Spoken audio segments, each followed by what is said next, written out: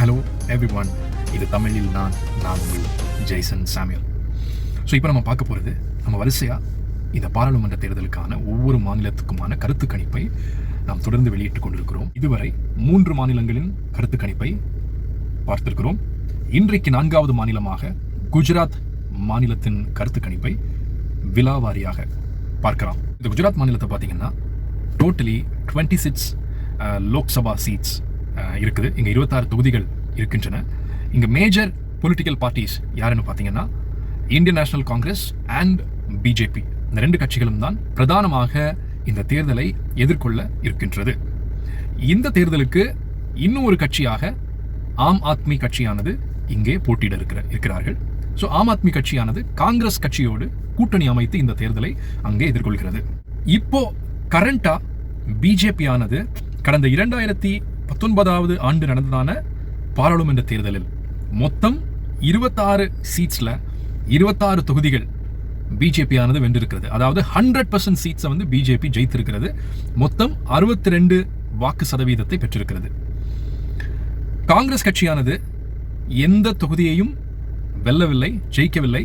ஆனால் 32% வாக்கு சதவீதத்தை பெற்றிருக்கிறது. அதே மாதிரி குஜராத்தில் நடந்த கடந்த 2 சட்டசபை தேர்தலில் நம்ம போய் பார்த்தோம்னா பிஜேபி ஆனது 2022 ஆண்டு நடந்த சட்டமன்ற தேர்தலில் 53% வாக்குகளை பெற்றிருக்கிறது.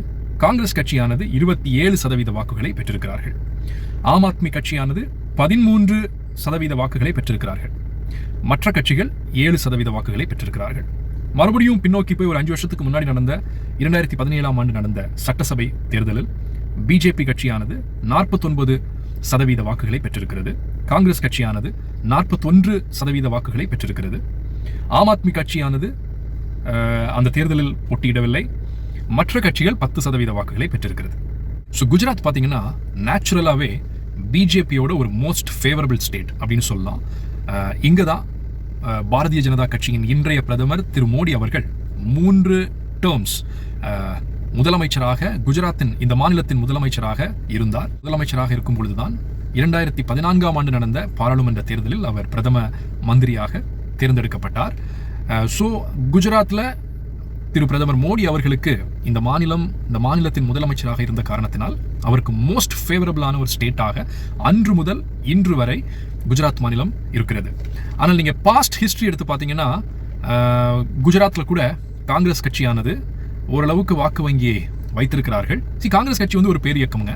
இந்தியா முழுவதும் பறந்து விரிந்து கொண்டிருக்கிறது. அதனுடைய பிரான்ச், அதனுடைய கிளைகள் இந்தியா முழுவதும் பறந்து விரிந்திருக்கிறது. ஸோ நீங்கள் பின்னாடி கொஞ்சம் ஹிஸ்டரியை திரும்பி பார்த்தீங்கன்னா 2014 ஆண்டு தேர்தலில் கூட பிஜேபி ஆனது 26 தொகுதிகளை வென்றிருக்கிறது. ஆனால் நீங்கள் 2009, 2004 ஆண்டு பாராளுமன்ற தேர்தலை பார்த்தீர்கள் என்றால் காங்கிரஸ் கட்சியானது முறையே 11, 12 தொகுதிகளை அந்த 2 தேர்தலிலும் பெற்றிருக்கிறது. ஸோ இது வந்து கம்ப்ளீட்டாக பிஜேபி மட்டும்தான் எப்போதும் இந்த மாநிலத்தில் வெல்ல முடியும் அப்படின்னு ஒருத்தங்க அந்த ஒரு கண்ணோட்டத்தில் நீங்கள் பார்த்தீங்கன்னா கண்டிப்பாக கிடையாது. ஏன்னா இந்த தடவை குஜராத்தில் கள நிலவரம் கொஞ்சம் வித்தியாசமாக இருக்குது. கடந்த 2 தேர்தல்களைப் போல இந்த முறையும் திரு மோடி அவர்களுக்கு முழுவதுமாக களம் சாதகமாக இல்லை என்கிற ஒரு நிலை இந்த தேர்தலில் எதிரொலிக்கிறது. ஸோ நீங்கள் எல்லா கள நிலவரத்தை வச்சு பார்க்கும்பொழுது 2024 லோக்சபா எலெக்ஷனில் பிஜேபி கட்சியானது 49% வாக்கு சதவீதத்தை பெற்று 16 தொகுதிகளை வெல்லும் என்று கள ஆய்வு சொல்கிறது. அதே போல காங்கிரஸ் கட்சியானது 33% வாக்குகளை பெற்று 9 இடங்களை வெல்லும் என்று கள ஆய்வு சொல்லுகிறது. அதே போல ஆம் ஆத்மி கட்சியானது 12% வாக்குகளை பெற்று 1 தொகுதியை வெல்லும் என்று கணக்கிடப்பட்டிருக்கிறது. மற்ற கட்சிகள் 6% வாக்குகளை பெற்றாலும் 1 தொகுதியையும் வெல்லப்போவதில்லை. ஸோ இந்த டேட்டாஸ் இதெல்லாம் வச்சு பார்க்கும்போது இந்த 2024 தேர்தலில் இந்தியா கூட்டணியானது 10 தொகுதிகளை வெல்லும், குஜராத் மாநிலத்தில் 10 தொகுதிகளை வெல்லும் என்று கணக்கிடப்பட்டிருக்கிறது. அதே போல பிஜேபி என்டிஏ கூட்டணியானது 16 தொகுதிகளை வெல்லும் என்று கணக்கிடப்பட்டிருக்கிறது. மற்றவர்களுக்கு எந்த தொகுதிகளும் வெல்லும் வாய்ப்பு இல்லை என்றே கணிக்கப்பட்டுள்ளது.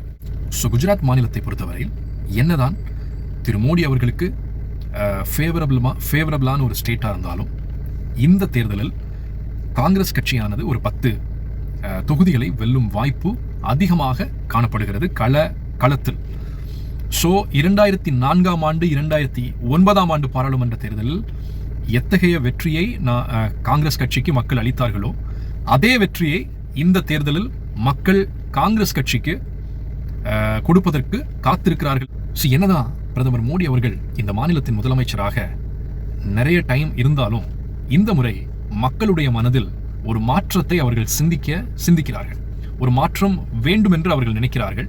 ஸோ அந்த மாற்றம், அந்த சிந்தனைகள் அவர்கள் மனதில் உருவான அதே நேரத்தில் ரீசெண்டா திரு ராகுல் காந்தி அவர்கள் நடத்தினதான அந்த பாரத் ஜோடோ யாத்ரா அந்த மாநிலத்தில் ஒரு எழுச்சியை ஏற்படுத்தி இருக்கிறது. மக்கள் மத்தியில் ஒரு செல்வாக்கை காங்கிரஸ் கட்சிக்கு ஏற்படுத்தி இருக்கிறது.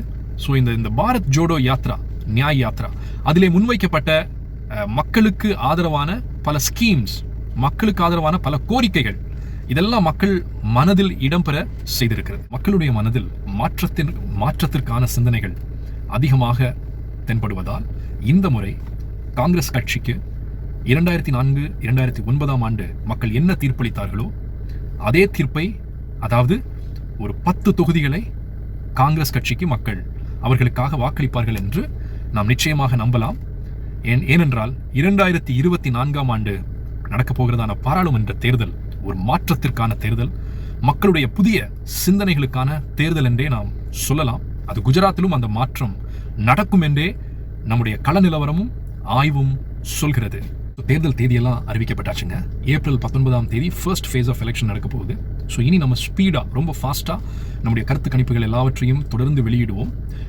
இதுவரை 4 மாநிலங்களின் கருத்து கணிப்பை நாம் வெளியிட்டோம். சிறப்பான ஒரு ஆதரவை மக்களாகிய நீங்கள் எங்களுடைய சேனலுக்கும் எனக்கும் தந்தீர்கள். மிகவும் நன்றி. தொடர்ந்து எங்களோடு இணைந்திருங்கள். இன்னும் பல மாநிலங்களின் கருத்து கணிப்புகளை நாங்கள் வெளியிட இருக்கிறோம். தொடர்ந்து எங்களோடு இணைந்திருங்கள். நான் ஜெய்சன். நன்றி, வணக்கம்.